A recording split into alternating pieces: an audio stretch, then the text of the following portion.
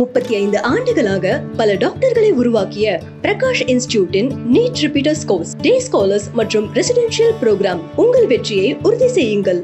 வாக்கு திருடப்படுது அப்படின்னு ஒரு விஷயத்தை முன் வச்சு இப்போ அதனுடைய நீட்சியாக ஒரு கைது வரைக்கும் நடந்திருக்கு. என்ன நடந்தது சார்? ஏறத்தாழ 12 கோடி வரைக்கும் வாக்காளர்கள் முறைகேடு நடந்திருக்கிறதாக பத்திரிகையாளர்கள் சொல்றாங்க. 1 கோடி வரைக்கும் முறைகேடு நடந்திருப்பது குறித்து தான் இப்போ ராகுல் காந்தி பேசிக்கிட்டு இருக்காரு. தேர்தல் ஆணையம் சொல்லுதே, நான் யாரை வாக்காளர்களை 65 லட்சம் பேரை நீக்குவேன், 25 லட்சம் பேரை நீக்குவேன், யாரை வேணாலும் நீக்குவேன், யாரை வேணாலும் சேர்ப்பேன், நீ என்னை கேள்வி கேட்க கூடாதுன்னு சொல்றான்னா என்ன அர்த்தம்? இல்லை, இதுக்கு எதிர்வாதமா என்ன வைக்கிறாங்க அப்படின்னா, இப்படி நாளைக்கு நீ வேற ஒருத்தர் ஒரு குற்றச்சாட்டை சொல்லுவார், ஆளுக்கு ஒன்று சொல்லுவாங்க, எல்லாத்துக்காகவே பெரிய டேட்டா சொல்ற ஒரு தெருவில் போறவர்களங்க. இந்தியாவின் எதிர்கட்சி தலைவர் சொல்றாருங்க, நாளைக்கு பிரதமராக வருவதற்கு வாய்ப்பு இருக்கக்கூடிய ஒரு எதிர்கட்சி தலைவர் சொல்றாரு. சொல்றவர் போற போக்கில் சொல்றவர் இல்லை, ஒரு நாடாளுமன்ற உறுப்பினர். இன்னைக்கு ஊர்வலத்தில் இதுக்கு எதிராக ஒரு போராட்டத்தில் கலந்து கொண்ட 300 பேர் நாடாளுமன்ற உறுப்பினர்கள், மக்களால் தேர்ந்தெடுக்கப்பட்டவர்கள். வாக்கு திருட்டுத்தனம் நடந்திருக்கிறது. ஓட்டை திருடித்தான் இவர்கள் ஒரு ஒப்பற்ற தலைவரை உருவாக்கி இருக்கிறார்கள். இந்த சாம்ராஜ்யம் சரியாதா? இப்படியே தான் இருக்குமா? தேர்தல் ஆணையத்தை நீங்கள் முறைகேடு செய்தால் அது வெளியில வராதா? எல்லா முறைகேடுகளும் வெளியில வரும். கெட்டிக்காரன் முழுது 8 நாள் தாங்க. 8வது நாள் விட்டது. ராகுல் காந்தி உச்சி குடுமையை பிடிச்சி ஆட்டுறாரு. உச்ச நீதிமன்றம் வரைக்கும் போய் ஆட்டுறாரு. இல்ல உன்னை நேர்மையால நிறுவி, 2ல் 1 செய். நான் காட்ட மாட்டேன்னு சொல்றது இருக்குல்ல. அதனால ராகுல் காந்தி தெருவில் நின்று புலம்பல, தோல்வியை கண்டவர் அஞ்சல. அவர் இதை விட பெரிய சவால்களை சந்திக்க தயாராக இருக்கார். அதனால ஜெயிப்பது நீதியாக இருக்க வேண்டுமே தவிர நிதியாக இருக்கக்கூடாது. 50க்கும் மேற்பட்ட உலக நாடுகளில் 100 கோடிக்கும் அதிகமான ஆகாயம் தமிழ் பார்வையாளர்களுக்கு பேரன்பும் திருநன்றி. ஆகாயம் நேயர்களுக்கு வணக்கம். ராகுல் காந்தி அவர்கள் கைது செய்யப்பட்டிருக்காரு. பல்வேறு எம்பிக்களோட சேர்த்து ஓட் சோரி, வாக்கு திருடர்கள் அப்படின்னு சொல்லி ஒரு பிரச்சாரத்தை முன்னெடுத்தாரு. அதனுடைய நீட்சியாக இன்னைக்கு கைது நடவடிக்கை வரைக்கும் போயிருக்கு. என்ன விவகாரம் இது, இப்போ அடுத்து என்ன நடந்துட்டு இருக்கு அப்படின்றதெல்லாம் குறித்து பேச போறோம். நம்ம கூட மூத்த பத்திரிகையாளர் திரு ராஜகம்பீரன் அவர்கள் இருக்காங்க. வணக்கம் சார். வணக்கம். சமீபத்தில் ராகுல் காந்தி அவர்கள் ஒரு மிகப்பெரிய ப்ரெஸ் மீட் ஒன்று வச்சாங்க. ப்ரெஸ் மீட்னு சொல்கிறத விட கிட்டத்தட்ட ஒரு ப்ரெசன்டேஷன் மாதிரி இருந்துச்சு. நிறைய ப்ரெஸ்ஸை கூப்பிட்டு வாக்கு திருடப்படுது அப்படின்னு ஒரு விஷயத்தை முன் வச்சு இப்போ அதனுடைய நீட்சியாக ஒரு கைது வரைக்கும் நடந்திருக்கு. என்ன நடந்தது சார்? ராகுல் காந்தி அவர்கள் வாக்காளர் பட்டியலிலே தீவிர வாக்காளர் திருத்தம் என்கிற பேரிலே, எஸ்ஐஆர் என்கிற பேரிலே சில தகுடு திருத்தங்களை, தில்லுமுள்ளு வேலைகளை, பீகார் தேர்தலை ஒட்டி தேர்தல் ஆணையம் பல வேலைகளை செய்கிறார்கள். ஏறத்தாழ 56 லட்சம் வரைக்கும் வாக்காளர்களை வாக்காளர் பட்டியலிருந்து நீக்கி இருக்கிறார்கள். எப்படி அவர் கடந்த 6 மாத காலமாகவே பல ஆய்வுகளை மேற்கொள்றாங்க. காங்கிரஸ் கட்சியிலிருந்து எப்படி வாக்கு சதவீதம் ஏற்ற இறக்கம் எப்படி நிகழ்கிறது என்பதை ஒரு அறிவியல் ஆய்வுக்கு உட்படுத்துகிறார்கள். உதாரணத்திற்கு மகாராஷ்டிராவினுடைய தேர்தலில் மிகப்பெரிய வெற்றியை, 49 தொகுதிகளுக்கு 30 தொகுதிகளை வெற்றி பெற்ற இந்தியா கூட்டணி அடுத்து நிகழ்ந்த 6 மாதங்களுக்குள்ளேயே நிகழ்ந்த சட்டப்பேரவை தேர்தலில் வெறும் 50 தொகுதிகளை தான் வெற்றி பெற முடிந்தது. அப்போ ஒரு நாடாளுமன்ற தொகுதிக்கு 5, அதாவது ஒரு நாடாளுமன்ற தொகுதிக்குள்ள ஒரு 5 சட்டமன்ற தொகுதி உட்பட்டது தோராயமா. ஆமாம். அப்போ ஏறத்தாழ 30 தொகுதிகளை வெற்றி பெற்றிருக்கிறார்கள்னா 30 × 5 150 தொகுதிகளுக்குள்ள சட்டப்பேரவையில் வெல்லக்கூடிய வாய்ப்பு சாத்தியங்கள் இருக்கணும். ஆனால் நடந்தது என்ன? 50 தொகுதிகள் மட்டுமே வெற்றி பெறாங்க. இந்த 100 தொகுதிகளை எப்படி காணாமல் அடிச்சிருக்காங்க, எப்படி இல்லாமல் போயிருக்கிறது என்பதை ஆய்வு செய்கிறாங்க. அப்பதான் தெரிகிறது, ஒரு வாக்காளர் சாவடியில் 5:30 மணிக்கு எல்லாத்துக்குமே முடிஞ்சிருச்சு. திடீர்னு பார்த்தா வாக்கு சதவீதம் சரசரன்னு மேலே ஏறுது.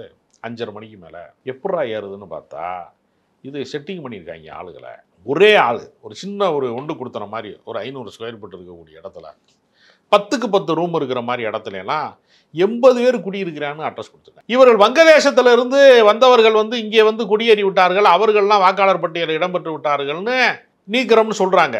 அப்படின்னா வங்கதேசத்திலிருந்து வந்தவர்கள் யாருன்னு தெரியாமல் அவர்களுக்கு ஆதார் அட்டை அவங்க கொடுத்தாங்களா, வாக்காளர் அட்டை கொடுத்தாங்களா?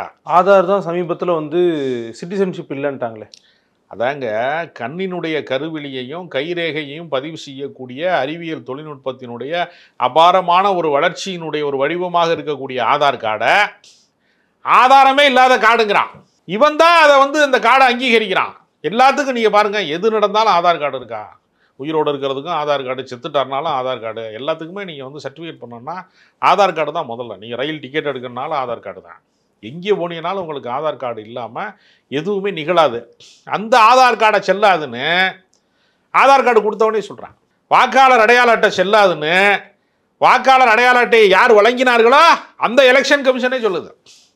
அப்போ எலெக்ஷன் கமிஷன் வந்து உருவாக்குனது எப்படி? இந்த நடுராத்திரியில் நீங்கள் திடீர்னு 8:30 மணிக்கு பணம் செல்லாதுன்னாங்க.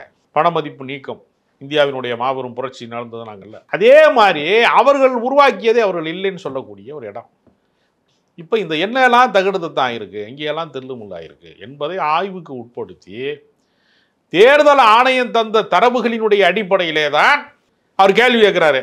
நீங்கள் நீக்கியவர்களினுடைய பட்டியலை கொடுங்க, சரிபார்க்கிறோன்னு சொன்னால் அதெல்லாம் கொடுக்க முடியாது. அதே நீ ரோட்டில் நின்று பேசுகிற, தேர்தல் ஆணையத்திட்ட சொல்லு, திருடன்கிட்டே நேரடியாக போய் புகார் கொடுங்க, போலீஸ் ஸ்டேஷனுக்கே போகாதீங்க. இல்லை அப்படி இல்லை. அவங்க என்ன கேட்குறாங்க அப்படின்னா, இவ்வளோ பெரிய குற்றச்சாட்டை நீங்கள் சொல்கிறீங்க, ஒரே பெண் 2 ஓட்டு போட்டிருக்காங்கன்னு நீங்கள் சொல்கிறீங்கன்னா அவங்க யாருன்ற ஆதாரத்தை கொடுங்க அப்படின்னு கேட்குறாங்க. அவங்க ரிட்டர்னில் கொடுங்க அப்படின்னு கேட்குறாங்க. அதாங்க அவங்களுடைய நோக்கம் என்னென்னா, ராகுல் காந்தியை குற்றவாளியாக்கணும். அதனால் பிரமாண பத்திரத்தினுடைய தாக்கலை முதல்ல பண்ணுங்க. அப்படின்னா என்ன அர்த்தம்னா, எங்கேயெல்லாம் கோளாறு செஞ்சாங்களோ அதையெல்லாம் விட்டுட்டு சரியான வாக்காளர் பட்டியலினுடைய இன்னொரு லிஸ்ட் இருக்கும்ல, அதில் நீங்கள் குளறுபடி பண்ணிட்டேன்னு சொல்லி அவரை அரெஸ்ட் பண்ணணும். இல்லைண்ணா, அவர் சொன்னதுக்கு அவர் தானே பொறுப்பேற்றுக்கணும். அவர் சொன்னதுக்கு அவர் பொறுப்பேற்றுக்கிட்டதுனால தான் இன்றைக்கி அவர் மிகப்பெரிய ஒரு இதே நடத்துகிறாரு, போராட்டத்தை நடத்துகிறாரு. 30 எம்பிக்கள் மட்டும்தான் வருவாங்கன்னு எதிர்பார்த்த இடத்துல 300 எம்பிக்கள் வந்துட்டாங்க. இப்போ கேரளாவில் சுரேஷ் கோபி வெற்றி பெற்றதும் கூட இது மாதிரி முறைகேட்டில் தான் அவர் வெற்றி பெற்றிருக்கிறாரு. கேரளாவில் வெற்றி பெறுவதற்கான சாத்தியம் இல்லை. அங்கும் வாக்காளர் பட்டியலில் மோசடி நடந்திருக்கிறது. பல ஆள் மாறாட்டங்களை பண்ணிக்கிட்டு இருக்காங்க, பேர்களை நீக்கியிருக்காங்க, நிறைய சேர்த்துருக்குறாங்க, உள்ளுக்குள்ளே உள்குத்து இருக்குது, கோளாறு இருக்குது அப்படின்னு சொன்னோம்னா அப்போ தமிழ்நாட்டில் எப்படி ஜெயித்தாங்க? பாஜக ஆள முடியாத மாநிலங்களில் தமிழ்நாடு முன்னணியில் இருக்குது. காஷ்மீர் தேர்தல் நடக்குது, அப்போ எப்படி ஜெயிச்சாங்கன்னு கேட்குறாங்க. உங்களால் முறைகேடு செய்ய முடியாத ஒரு சில இடங்களும் இருக்கிறது, அப்படி தான் புரிந்து கொள்ளணுமே தவிர ஒட்டுமொத்த தேர்தல் ஆணையத்தை நோக்கியும் இது புகார் அல்ல. அங்கங்கே ஆளை செட் பண்ணி சில வேலைகளை செய்கிறாங்க. சில மாநிலங்களில் அது நிகழ்ந்திருக்கிறது. அது மகாராஷ்டிராவில் நிகழ்ந்திருக்கிறது, இப்போ பீகாரில் நிகழ்ந்து கொண்டு இருக்கிறது. கேள்வி கேட்டால் அவங்க என்ன செய்யணும்? நாங்கள் களங்கமற்றவர்கள், குற்றமற்றவர்கள், நாங்கள் தப்பே பண்ணலை என்று நிரூபணத்தை தரணுமா இல்லையா? மக்கள் வரி பணத்தில் தானே இயங்குது. தேர்தல் ஆணையம் என்ன தனியாக கொம்பு முளைச்சிருக்கா? தேர்தல் ஆணையத்துக்கு மக்களுடைய வரி பணத்தில் தான் அவங்க இயங்குறாங்க. அண்ணல் அம்பேத்கர் சொன்னார், நம்ம இந்தியர்களாக இருக்கக்கூடியவர்கள் நம்மகிட்ட பல வேறுபாடுகள் இருக்கிறது. படித்தவன், படிக்காதவன், செல்வந்தன், ஏழை, கீழ் ஜாதிக்காரன், மேல் ஜாதிக்காரன் எல்லாம் இருக்குது. ஆனால் ஒரு வாக்கு, ஒரு மனிதனுக்கு ஒரு வாக்கு என்பதில் பிரதமருக்கும் ஒரு ஓட்டு தான், சாமானியனுக்கும் ஒரு ஓட்டு தான் என்கிற ஒரு சமத்துவத்தை தேர்தல் ஜனநாயகம் தான் தந்திருக்கிறது. நீங்கள் கடந்த காலங்கள்லாம் நீங்கள் யாருக்கு ஓட்டுரிமை இருந்துச்சுன்னா, சொத்து பட்டா வச்சிருக்கிறவனுக்கும் பட்டதாரிக்கும் பட்டாதாரிக்கும் மட்டும் இருந்துச்சு. குறிப்பிட்ட அளவு சொத்து காமிக்கணும். ஆமாம், நிலக்கலாராக இருக்கணும், கல்வியாளராக இருக்கணும், பட்டதாரியாக இருக்கணும், இல்லை பட்டாதாரியாக இருக்கணும். 2 பேருக்கு தான் ஓட்டு, எல்லாருக்கும் ஓட்டு கிடையாது. இன்றைக்கு வயது தான் கணக்கு. இத்தனை வயதை பூர்த்தி செய்து விட்டார், 18 வயதை பூர்த்தி செய்து விட்டார், அவ்வளோதான், வயது தான் கணக்கு. அப்போ இதை யாரெல்லாம் எனக்கு ஓட்டு போடணும்? இப்போ குறிப்பாக நீங்கள் பார்த்தீங்கன்னா ஏறத்தாழ 12 கோடி வரைக்கும் வாக்காளர்களில் முறைகேடு நடந்திருக்கிறதாக பத்திரிகையாளர்கள் சொல்கிறாங்க. 1 கோடி வரைக்கும் முறைகேடு நடந்திருப்பது குறித்து தான் இப்போ ராகுல் காந்தி பேசிக்கிட்டு இருக்கார். ஒட்டுமொத்த இந்தியாவிலையுமே அவர்கள் 12 கோடி வரைக்கும் வாக்கில் முறைகேடு பண்ணியிருக்காங்க. அப்போ இந்த ஆட்சியே செல்லாதுல்ல. இன்றைக்கு யார் பிரதமராக அமர்ந்திருக்கிறாரோ அவர் 65 லட்சம் ஓட்டை நீக்கிறீங்களே, அவங்கெல்லாம் ஓட்டு போட்டு தான் அவங்கள பிரதமர் ஆக்கியிருக்காங்கன்னு ஒரு கணக்கு வருதா இல்லையா? அப்போ நீ யோசிச்சு பாருங்கள், ஒரு விளையாட்டு போட்டி நடக்குது, ஒருத்தர் ஓட்டப்பந்தயத்தில் ஓடுறாரு, அவர் போதை மருந்து சாப்பிட்ருக்காருன்னு கண்டுபிடிச்சாங்கன்னா என்ன பண்ணாங்க? உடனடியாக அவரை நீக்கம் செய்வாங்கல்ல. அப்போ தவறான முறையில் வெற்றி பெற்றிருக்கிறாருன்னா அவரை ஒரு விளையாட்டு போட்டியிலேயே நீக்கிறாங்களே. ஜனநாயகம் என்ன விளையாட்டு மைதானமா? இந்த இடத்துல நீங்கள் 65 லட்சம் வாக்காளர்கள் இன்னைக்கு செல்லாதுன்னு சொன்னால் அதே வாக்காளர்களுடைய ஓட்டில் நீங்கள் ஜெயிச்சு போய் அதிகாரத்தில் எப்படி நீங்கள் உட்காந்துருக்கலாம் என்கிற கேள்வி இருக்கிறது. அப்போ ராஜினாமா பண்ணிட்டு முறையான தேர்தலை சந்திங்க. இப்போ இந்த புது திருத்தத்துக்கு இவங்க என்ன சார் நாம் சொல்கிறாங்க? என்ன திருத்தம் கொண்டு வரணுமா, இல்லை என்ன நம்ம சப்மிட் பண்ணணும் நம்ம சைடில்? இல்லைங்க, ஒரிஜினலாக இருக்கிற வாக்காளர் பட்டியலை மட்டும் நீங்கள் வச்சுருங்க. நீங்கள் உங்கள் விருப்பு வெறுப்புக்காக நீங்கள் சில பேரை நீக்குவது, இஸ்லாமியர்கள் வாக்களிக்க மாட்டாங்கிறதுக்காக வாக்காளர் பட்டியலை விட்டு நீக்கிறது, பாஜகவிற்கு யாரெல்லாம் வாக்களிக்க மாட்டார்களோ அவர்களுடைய இதையெல்லாம் நீக்கிறது. அப்படிங்கிற இடத்தை நோக்கி இது நகருகிறது. சிறுபான்மை மக்களை நீக்கிறது, தலித்துக்களை நீக்கிறது. யாருக்கெல்லாம் வந்து ஓட்டுரிமை இல்லை, அவங்க வந்து என்ன சொல்றதுன்னா பெர்த் சர்டிஃபிகேட் இருக்கா அவனுக்கு. பல பேருக்கு பெர்த் சர்டிஃபிகேட் கிடையாது. வீட்டில் பிறந்தவங்கலாம் இருக்காங்க கிராமப்புறங்களில், சாதாரண அதில் பிறந்தவங்க. அப்போ எல்லா ஆவணங்களையும் இவர்கள் அறிவித்த ஆவணங்களையே இவர்கள் செல்லாது என்று சொல்லி வாக்குரிமையை ரத்து செய்கிறார்கள் என்றால் இப்போ ஜனநாயகம் எப்படி சரியா இருக்க முடியும்? தேர்தல் ஜனநாயகத்தில் நம்பகத்தன்மை வேண்டுமா வேண்டாமா? நாம் போடுற ஓட்டு சரியாக தான் போய் சேர்கிறதா இல்லையா என்ற சந்தேகம் வாக்காளனுக்கு வரலாமா? இதை நிவர்த்தி செய்ய வேண்டிய பொறுப்பு தேர்தல் ஆணையத்துக்கு இருக்கா இல்லையா? கேள்வி கேட்ட ஆளை கைது செய்கிறாங்க. நடவடிக்கையில் எடுக்கணும், என்னங்கிறத நிரூபிக்கணும்ல. நீயே இப்போ அமலாக்கத்துறை ஒருத்தர் மேலே வழக்கு போட்டால் அவர் நிரூபிக்கணும்ல. சட்டத்துக்கு உட்பட்டு தானே அவர் நிரூபிக்கணும். இல்லை அமலாக்கத்துறை சொன்னதெல்லாம் போய் நான் வரமாட்டேன்னு சொல்ல முடியுமா? அவருக்கு அதிகாரம் இருக்குது அப்படி சொல்கிறதுக்கு. தேர்தல் ஆணையம் சொல்லுது வாக்காளர் பட்டியல் நீக்கம் சம்பந்தமாக நான் எந்த தகவலையும் வெளியிட மாட்டேன். நீங்கள் தகவலை வெளியிட மாட்டேன் என்று சொல்வதன் வழியாகவே நீங்கள் தவறு செய்திருப்பது உறுதியாகிவிட்டது. சாதாரணமாக நீங்கள் எக்ஸாம் எழுதுறீங்க, சரியான மார்க் வரலைன்னா நீங்கள் என்ன செய்றீங்க? மறுக்கூட்டல் வந்து அப்ளை பண்ணுறாங்க சில பேர். திரும்ப வந்து சரியாக வந்து மதிப்பீடு செய்யலை அப்படின்னு அதுக்கு விண்ணப்பம் போட்டால் எவாலுவேஷன் இருக்குல்ல. அப்போ அந்த மறுக்கூட்டல் மதிப்பீடு செய்வதற்கு விண்ணப்பம் செய்தால் மறுபடியும் திருத்துறாங்கல்ல. சாதாரண எஸ்எஸ்எல்சி எக்ஸாமுக்கே இது இருக்குங்க. இந்த நாட்டை தேர்ந்தெடுக்கக்கூடிய ஒரு பிரதமரை தேர்ந்தெடுக்கக்கூடிய ஒரு முதலமைச்சரை தேர்ந்தெடுக்கக்கூடிய அதிகாரமிக்கவர்களை தேர்ந்தெடுக்கக்கூடிய ஒரு அமைப்புக்குள்ள நான் எதுவுமே சொல்ல மாட்டேன், நான் பட்டியலை கூட தரமாட்டேன். ஏன் பகிரங்கமா இல்லை, ஏன் வெளிப்படைத்தன்மையா இல்லை அப்படின்னு ஒரு கேள்வி இருக்குல்ல. இப்போ போய் இன்கம் டேக்ஸ் போகிறாங்க, ஒருத்தர் வீட்டுக்குள்ளே போய் நீ வச்சுருக்கிற நகை பணத்துக்கெல்லாம் என்ன அரசாங்கத்துக்கு வரி கட்டிருக்கியா, இது எப்படி வந்துச்சு, திடீர்னு உனக்கு எப்படி சொத்து வந்து அதிகமாக வந்துச்சு, எப்படி இவ்வளோ பணங்கள் சேர்ந்துச்சு கேட்குறாங்கல்ல. அதுக்கு அவர் அதெல்லாம் முடியாதுங்க, உங்கள்கிட்ட சொல்ல வேண்டிய அவசியம் கிடையாதுங்க, அது ஏன் இஷ்டங்க அப்படின்னு சொல்ல முடியுமா? கைது தானே. தேர்தல் ஆணையம் சொல்லுதே, நான் யாரை வாக்காளர்களை 65 லட்சம் பேரை நீக்குவேன், 25 லட்சம் பேரை நீக்குவேன், யாரை வேணாலும் நீக்குவேன், யாரை வேணாலும் சேர்ப்பேன், நீ என்னை கேள்வி கேட்கக்கூடாதுன்னு சொல்கிறான்னா என்ன அர்த்தம்? இல்லை, இதுக்கு வந்து எதிர்வாதமாக என்ன வைக்கிறாங்க அப்படின்னா, இப்படி நாளைக்கு நீ வேற ஒருத்தர் ஒரு குற்றச்சாட்டை சொல்லுவார், ஆளுக்கு ஒன்று சொல்லுவாங்க, எல்லாத்துக்காகவே பெரிய டேட்டா சொல்கிற ஒரு தெருவில் போகிறவர் இல்லைங்க. இந்தியாவின் எதிர்கட்சி தலைவர் சொல்கிறாருங்க, நாளைக்கு பிரதமராக வருவதற்கு வாய்ப்பு இருக்கக்கூடிய ஒரு எதிர்கட்சி தலைவர் சொல்கிறாரு. சொல்கிறவர் வந்து போகிற போக்கில் சொல்கிறவர் இல்லை, ஒரு நாடாளுமன்ற உறுப்பினர். இன்னைக்கு ஊர்வலத்தில் வந்த இதுக்கு எதிராக வந்து ஒரு போராட்டத்தில் கலந்து கொண்ட 300 பேர் நாடாளுமன்ற உறுப்பினர்கள், மக்களால் தேர்ந்தெடுக்கப்பட்டவர்கள். யாரோ போகிற போக்கில் சொல்கிறாங்கிறது என்ன? இதை மொட்டை கடிதாசி எழுதி கொடுத்தாங்க. நான் கேட்குறேன், மொட்டை கடிதாசி எழுதி கொடுத்தாங்களா? வதந்தியை பரப்பினார்களா? சந்தேகத்தின் அடிப்படையில் ஒன்று சொல்கிறாங்க, இதெல்லாம் முறைகேடு நடந்திருக்கிற, அதுக்கு எல்லாத்துக்கும் ஒரு ஆதாரம் தேர்தல் ஆணையத்தின் தரவுகளைத்தான் அவர் ஆதாரமாகவே தருகிறார். அந்த தரவுகளே பொய்னா, அந்த தரவுகளை ஏற்க முடியாதுன்னா அப்போ தேர்தல் ஆணையமே தவறான தகவல்களை தந்திருக்கிறதா அப்படின்னு ஒரு கேள்வி இருக்கிறது.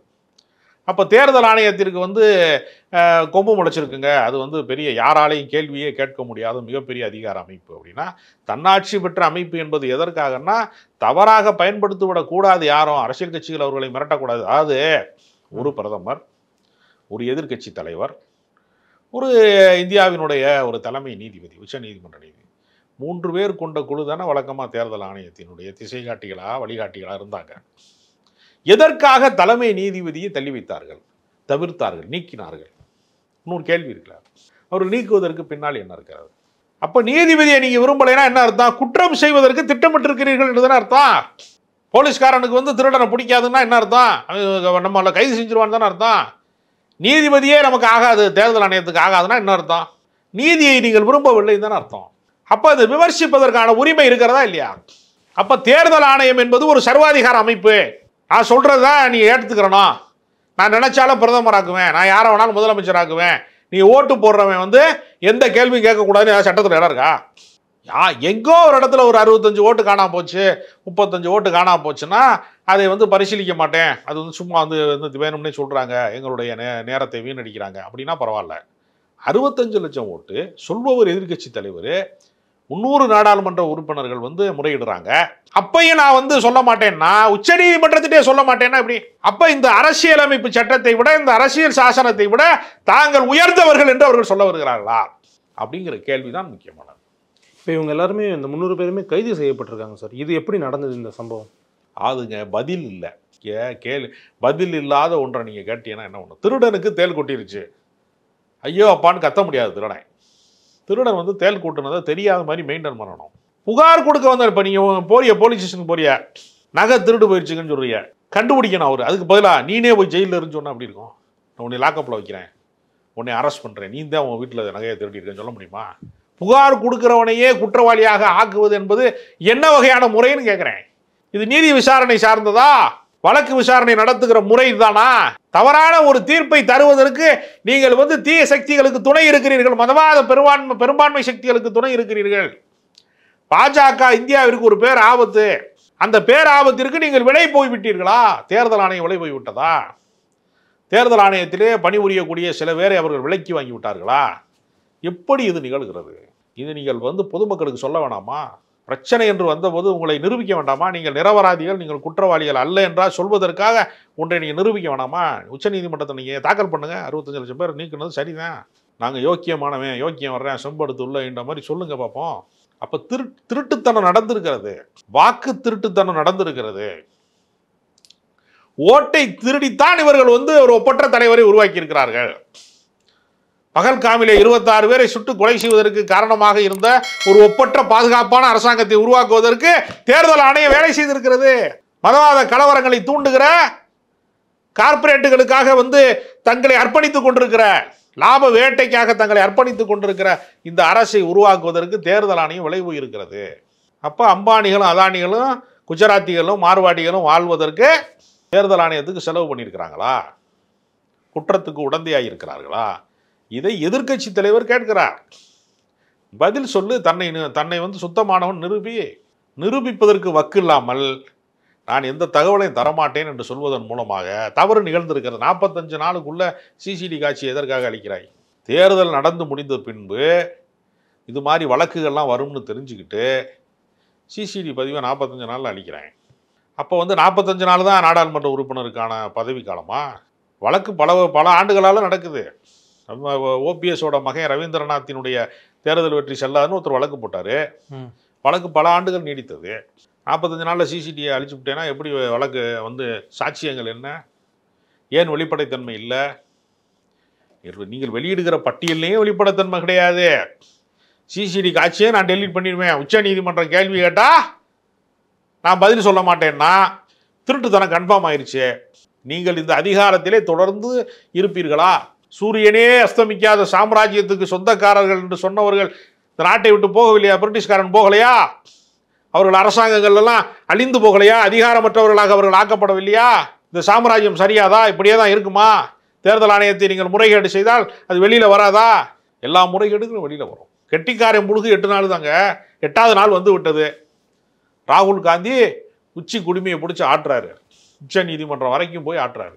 நீ வந்து உன்னுடைய தவறை ஒப்புக்கொண்டு சிறைக்கு போவதான் சரியானது. இல்லை உன்னை நேர்மையாளன் நிரூபி. 2ல் 1 செய். நான் காட்ட மாட்டேன்னு சொல்கிறது இருக்குல்ல, நான் டேட்டாவை காட்ட மாட்டேன், எந்த தகவலையும் தரமாட்டேன் என்று சொல்லிட்டு நீ பத்திர பிரமாணம் தாக்கல் செய்யினா நீ பண்ணு, நீ யோக்கிய, நீ வந்து யோக்கியங்கிறத நிரூபி பார்ப்போம். அதனால் ராகுல் காந்தி வந்து தெருவில் நின்று புலம்பலை, தோல்வியை கண்டவர் அஞ்சலை. அவர் இதை விட பெரிய சவால்களை சந்திக்க தயாராக இருக்கார். அதனால் ஜெயிப்பது நீதியாக இருக்க வேண்டுமே தவிர நிதியாக இருக்கக்கூடாது. தொடர்ந்து இதை பற்றி அடுத்தடுத்த தகவல் வரும்போது பேசுவோம். இப்போ உங்களுடைய நேரத்துக்காகவும் கருத்துக்காகவும் ரொம்ப நன்றி சார். 35 ஆண்டுகளாக பல டாக்டர்களை உருவாக்கிய பிரகாஷ் இன்ஸ்டிடியூட்டின் நீட் ரிப்பீட்டர்ஸ் கோர்ஸ், டே ஸ்காலர்ஸ் மற்றும் ரெசிடென்ஷியல் ப்ரோக்ராம். உங்கள் வெற்றியை உறுதி செய்யுங்கள்.